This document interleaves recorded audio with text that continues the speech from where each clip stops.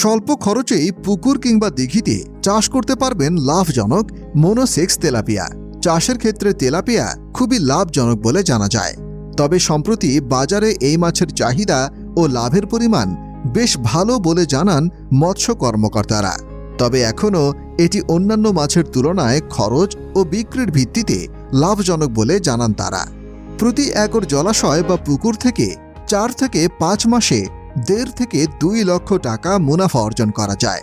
আর এই পরিমাণ জলাশয়ে তেলাপিয়া চাষে খরচ হয় 1.5 লক্ষ টাকার মতো। এ বিষয়ে ডক্টর AHM কোহিনুর বলেন, 1.5 লাখ টাকা বিনিয়োগ করে 1.5 থেকে 2 লাখ টাকা লাভ করা যায়। মৎস্য গবেষণা ইনস্টিটিউটে কর্মকর্তারা বলেছেন, তেলাপিয়া মাছ চাষ শুরু করতে চাইলে মধ্যম গভীরতার একটি পুকুর বা জলাশয় থাকতে হবে।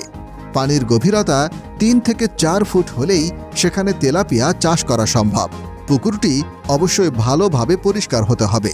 পুকুরের তলায় কোনো ময়লা আবর্জনা থাকলে সেটি পরিষ্কার করতে হবে। পার মেরামত করতে হবে। পুকুর পাড়ে কোনো আগাছা বা গাছপালা থাকলে পরিষ্কার কিংবা ছেটে দিতে হবে। পুকুরে প্রতি শতাংশে 1 কেজি পরিমাণ চুন ছিটিয়ে দিতে হবে। এর 3 দিন পরে 100 গ্রাম টিএসপি সারের সাথে 50 গ্রাম ইউরিয়া সার মিশিয়ে ছিটিয়ে দিতে হবে।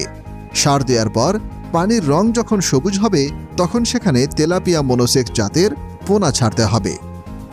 মাছের মান যদি ভালো হয়, মাছ চাষে জয় নিশ্চয়।